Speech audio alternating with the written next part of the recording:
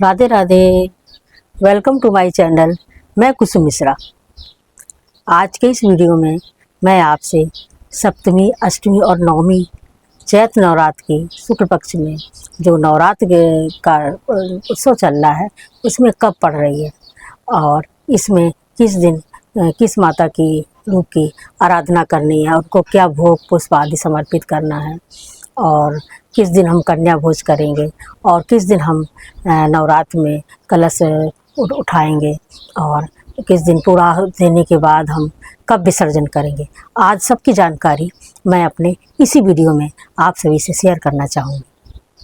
तो प्रिय दर्शकों, जैसा कि आप सभी को मालूम है कि इस बार एक नवरात्र कम थी, जो कि माँ का जो तीसरा दिन का रूप है चंद्रघंटा, वो कम थी।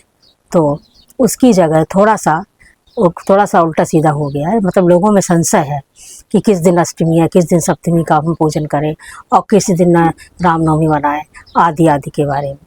तो इससे पहले मैं ये भी बताना आपको चाहूँगी कि जब भी ये ऐसी नौबत आए तो आपको किसी से नहीं पूछना, बस आपको ये ध्यान रखना है कि जिस तिथि की इच्छा है तो उसके पहले दिन जो पड़ता है उसी रूप की माँ की आराधना होगी। जैसे इस बार तृतीया चंद्रघंटा माता के स्वरूप की इच्छा थी तिथि की, तो हम उससे पूर्व जो द्वितीया पड़ी थी माता का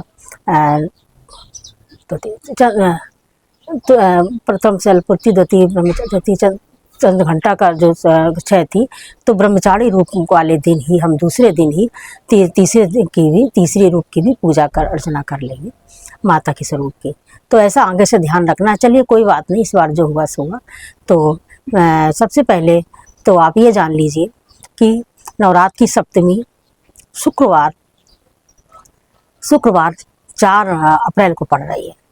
तो इसमें माता के कालरात्रि रूप का इनका पूजन वंदन किया जाता है। तो इस दिन आपको, जिन्होंने कलश पहले से रखा हुआ है जो, तो उनको तो नहीं, लेकिन जिन्होंने पूरे नवरात्र व्रत नहीं रखे है, कलश स्थापना नहीं करी है, तो कहीं कहीं ये है नियम है कि 2 दिन जोड़े के हिसाब से करते हैं। जैसे कि 2 दिन का अगर उनको व्रत रखना है तो सप्तमी अष्टमी का रखेंगे या पहला आखिरी रखेंगे। और अगर आप सप्तमी अष्टमी रखना चाह रहे हैं तो आप सप्तमी के दिन माँ की स्थापना कर लीजिए घर में, और उनको माता के पहले दिन तो आप माँ के कालरात्रि रूप का आप सप्तमी वाले दिन पूजा अर्चना वंदना करिए। तो इसमें माँ का प्रिय फूल लाल रंग का है और उनको गुड़ का, और गुड़ के साथ आप कोई ऋतु फल को उसका भी भोग लगा सकते हैं। तो सबसे पहले तो आप सप्तमी के दिन की पूजा के लिए आप पहले कलश जो रखा है उसमें आप गौरी गणेश का और वरुण भगवान देवता का आप उनका ध्यान करते हुए गौरी गणेश का, क्योंकि किसी भी पूजन में हम सबसे पहले गणेश जी की आराधना करते हैं, तो उनका आप पूजा अर्चना वंदन कर लीजिए। और उसके साथ ही आप जब इनका सभी कर ले तो आप कलश की भी पूजा कर लीजिए। उनको धूप दीप नैवेद्य दिखा करके, उनको पुष्प चढ़ा के उनसे उनकी छोटी सी आरती कर लीजिए, उनको ध्यान कर लीजिए आरती का। उसके बाद माता के स्वरूप की तरफ आइए। तो माता के स्वरूप में आप सबसे पहले आप उनको सबसे पहले आप उनको पादम समर्पयामि कि पैर धोएंगे। फिर उसके बाद उनको सबसे पहले उनको पादम समर्पयाम, अर्घम समर्पयाम, फिर आचमन समर्पयाम। सबसे पैर धोएंगे, उसके बाद अर्घ देंगे, उसके बाद उनको आचमन कराएंगे। और इसके सबसे पूर्व तो उनको हम आसन समर्पित करेंगे। उसके बाद ये तीनों क्रियाएं करने के बाद उनको मिष्टान्नम समर्पयाम, वस्त्रम समर्पयाम, वस्त्र में उनको नहीं कुछ है तो कलावा आप समर्पित करिए। उनको धूप दीप नैवेद्य दिखा करके उनको फल चढ़ा के भोग लगा के उनको हाथ जोड़ लीजिए और पूरे दिन आप व्रत रहिए। और इसी तरह से आप दूसरे दिन अष्टमी वाले दिन भी ऐसे ही आप उनको पूजा वंदना करेंगे। परंतु खास ये है कि अष्टमी वाले दिन आप माँ के महागौरी रूप में आप उनकी वंदना करेंगे।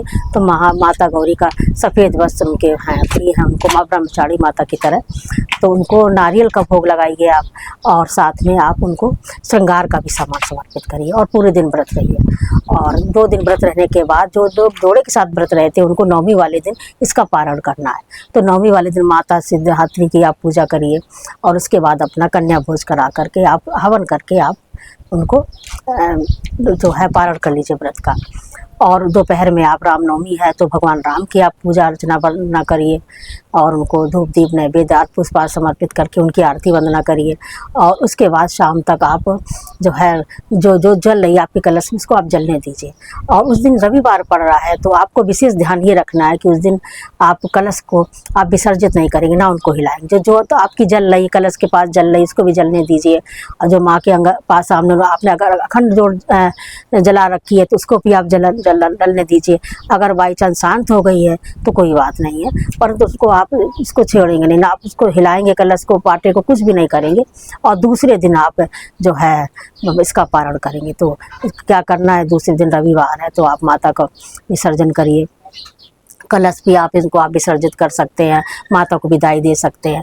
परंतु नवमी वाले दिन जो कोचा भरते हैं माँ का, अगर मंदिर में जाके भरते हैं तो मंदिर में करिए, तो आप वहीं छोड़े आइए। परंतु अगर घर में आप कोचा भरते हैं तो उसमें श्रृंगार का सामान और चावल आदि आप उनको विदाई के रूप में जो कोचा भरते हैं वो करने के बाद क्रिया आप जो है उसको आप अपने में किसी को दे भी सकते हैं और खुद भी आप उन वस्तुओं को आप इस्तेमाल कर सकते हैं। तो इसी तरह से आप पूजा अर्चना वंदना करिए माँ रानी की और उनको विदाई दीजिए। तो ये हमारा छोटा सा वीडियो था। आपको कैसा लगा? आप हमारे इस वीडियो को लाइक करिए और जिन्होंने अभी तक जो नए आए हुए हमारे चैनल पे उनको ही सिर्फ सब्सक्राइब करना है, क्योंकि कुछ बहनें हमारी अनजाने में बार बार सब्सक्राइब करने से वो अनसब्सक्राइब हो जाती हैं, तो उनको फिर दिक्कत होती है कि दोबारा वो वीडियो नहीं देख पाती। इसलिए सिर्फ एक बार सब्सक्राइब करना है। और लाइक का भी है कि अगर आप बार बार लाइक करेंगे तो अनलाइक हो जाएगा। तो इन सब बातों का ध्यान रखना है। और अगर आपको हमारा वीडियो अच्छा लगा है तो लाइक अवश्य करिए, क्योंकि आपके एक लाइक से हमें बहुत ही प्रेरणा मिलती है आगे बढ़ने की, हमारे बहुत काम आती है। और कमेंट करिए और इस वीडियो को शेयर अवश्य करिएगा, जिसमें कि दूसरों को भी इस तरह की उत्तम जानकारी प्रदान हो सके। तो धन्यवाद। जय श्री राधे।